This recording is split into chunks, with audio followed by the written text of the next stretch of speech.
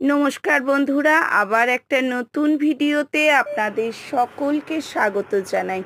নতুন গরমের সবজি দিয়ে কিন্তু সর্ষে দিয়ে নতুন একটা রেসিপি আমি আপনাদের সাথে শেয়ার করছি। এখানে ভালো করে ধুয়ে নিয়েছি ঢ্যাঁড়স, পটলটাকেও অনেকটা করে তার ছাল ছাড়িয়ে নিয়েছি, দেখতেই পারলেন। আর ঝিঙেটাকেও কিন্তু খুব সুন্দর করে ছাল ছাড়িয়ে নিয়েছি। এবার ঢ্যাঁড়সগুলোকে কিন্তু দু টুকরো করে নিয়েছি, পটলটাকেও হাফ করে নিয়েছি।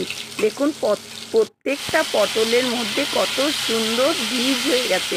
আমার কিন্তু বীজওয়ালা পটল খেতে খুব ভালো লাগে। আপনাদের কার কার বীজওয়ালা পটল খেতে ভালো লাগে অবশ্যই জানাবেন। এখানে ভেন্ডিটাও ভাজা হয়ে গেল। আপনারা কি বলেন, ভেন্ডি বলেন না ঢ্যাঁড়স বলেন? এখানে কিন্তু মিক্সির মধ্যেই সর্ষে বাটা করে নিয়েছি, আর তার মধ্যেই হলুদ গুঁড়ো আর লঙ্কার গুঁড়ো, সাথে সামান্য চিনিও দিয়ে রেখেছি।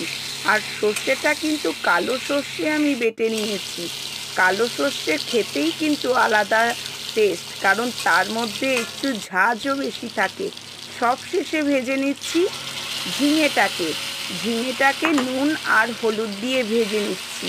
প্রত্যেকটা ঝিঙের মধ্যেই কিন্তু খুব সুন্দর করে নুন হলুদ যাতে ঢুকে যায় সেটা খেয়াল করবেন। প্রত্যেকটা সবজি আমি কিন্তু নুন হলুদ দিয়ে আলাদা আলাদা করে ভেজে নিয়েছি। ঝিঙেটা অনেকটা ভাজা হওয়ার পর সর্ষে বাটাটা কিন্তু দিয়ে দিলাম। এবার কিছু সময় খুব সুন্দর করে নাড়িয়ে দেব, কারণ নাড়াতে না থাকলে প্রত্যেকটা সবজির মধ্যে কিন্তু সর্ষে বাটাটা খুব ভালো করে লাগবে না। আর সর্ষে বাটাটা প্রত্যেকটা সবজির মধ্যে না লাগলে খেতেও কিন্তু ভালো লাগবে না। দেখতেই পাচ্ছেন কিভাবে আমি প্রত্যেকটা সবজির মধ্যে সর্ষে বাটাটা খুব সুন্দর করে মিশিয়ে নিয়েছি।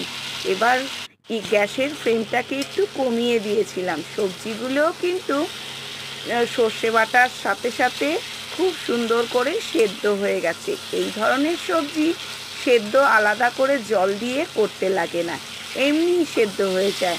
আর মশলাটা কষাতে কষাতে দেখুন মশলার থেকে কিন্তু তেলও ছেড়ে গেছে। এখন কিন্তু একদম রেডি সার্ভ করবার জন্য।